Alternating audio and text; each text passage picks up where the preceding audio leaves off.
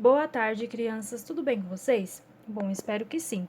Então, hoje nós iremos realizar atividades na apostila de português, tá?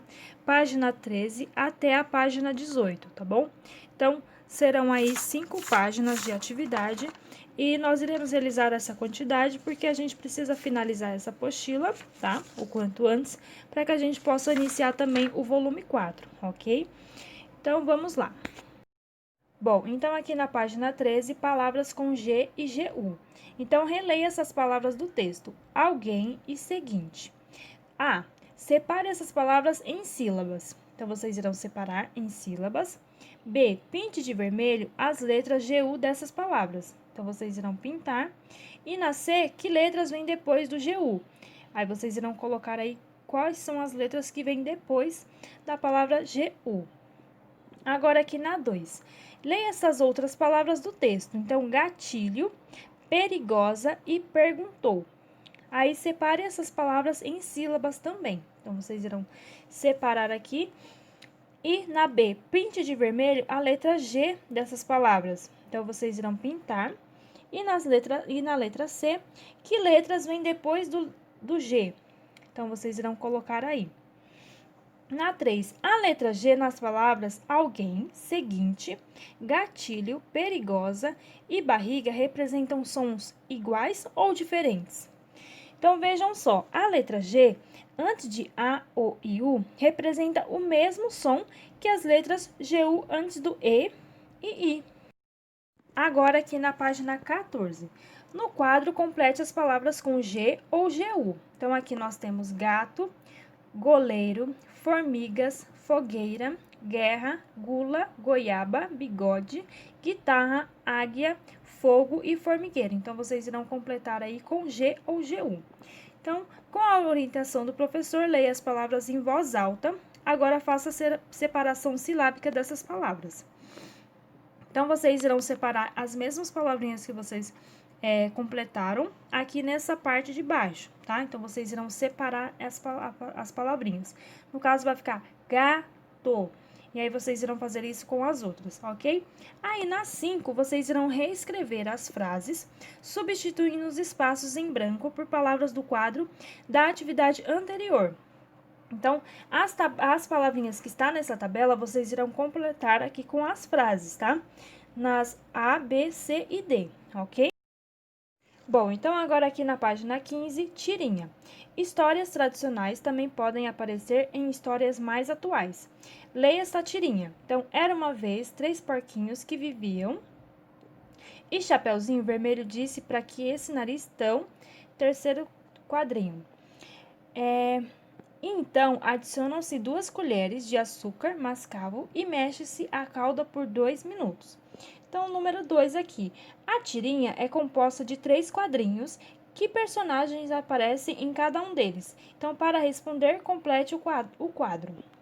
Então, no primeiro quadrinho, qual é o personagem que aparece? O Cascão e a mãe dele, certo? No segundo quadrinho, os personagens são a Mônica e a mãe dela. E no terceiro quadrinho, os personagens que aparecem é a Magali e a mãe dela. Então, onde é que está esses personagens? Então, como a gente pode observar aqui, esses personagens estão no quarto da criança, né? Agora, descreva de forma resumida a principal ação desses 3 quadrinhos. Então, como a gente pode observar, as 3 mamães estão lendo um livro para os filhos delas, certo? Bom, então agora aqui na 5, essa perguntinha vocês irão responder no caderno de vocês, tá bom? Não se esqueçam de colocar a página e a apostila. Então, apostila de português, página 15, tá? Então, na 5, o humor da história surge de algo diferente que acontece no último quadrinho. Então, converse sobre isso com os colegas e o professor. Então, enquanto nos 2 primeiros quadrinhos as mães leem histórias para os filhos dormirem, a mãe da Magali, ela lê uma receita, né? E a receita é o texto preferido da Magali, porque ela adora comer, certo? Bom, então agora aqui na página 16, a acentuação das paroxítonas. Número 1, leia novamente a fala da mãe da Magali. Então, adicionam-se 2 colheres de açúcar mascavo e mexe-se a calda por 2 minutos. Então, que ingrediente aparece nessa receita? O açúcar mascavo. O que você sabe sobre esse ingrediente? Se necessário, faça uma pesquisa e anote informações sobre ele. Então, o açúcar mascavo, ele é um tipo de açúcar que ele não passou pelo processo químico de refinamento, certo? Então, por isso que a cor dele é mais marrom ou dourada. Então, ele preserva as vitaminas e os minerais e ele também é considerado uma opção mais saudável para adoçar os alimentos, certo? Então, portanto, a receita é de doce ou salgado. Então, vocês irão marcar um xizinho aí, tá bom?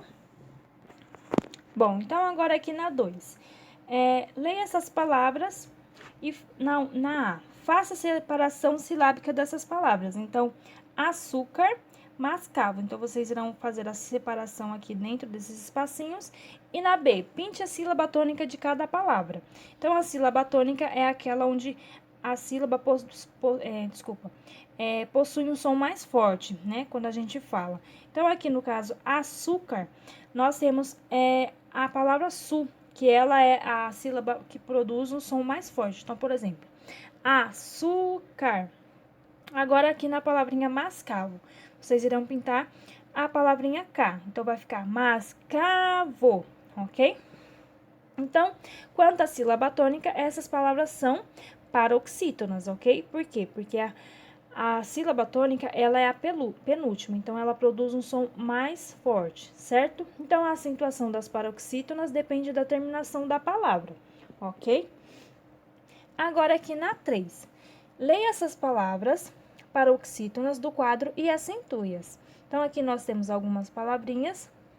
E aí, depois que vocês colocarem um acento, na 4, vocês irão completar o quadro, copiando as palavras conforme a sua terminação, ok? Então, agora aqui, são acentuadas as paroxítonas terminadas em is, iis, l, r, an, ans, ão e ãos, ok? Certo, então agora aqui na 5, assinale a palavra que não faz parte do grupo. Então, aqui nós temos açúcar, andar, caráter e éter. Então, nesse caso aqui, a palavra andar, ela não faz parte do grupo porque ela é uma oxítona. E agora aqui no outro grupo, afável, tátil, amável e gentil. Então, a palavra gentil, ela também não faz parte do grupo porque ela também é uma oxítona. Então, aqui na parte de baixo. Porque as palavras que você assinalou não faz parte do grupo. Então, porque andar e gentil são palavras oxítonas. Então, enquanto as outras palavras, elas são paroxítonas, ok?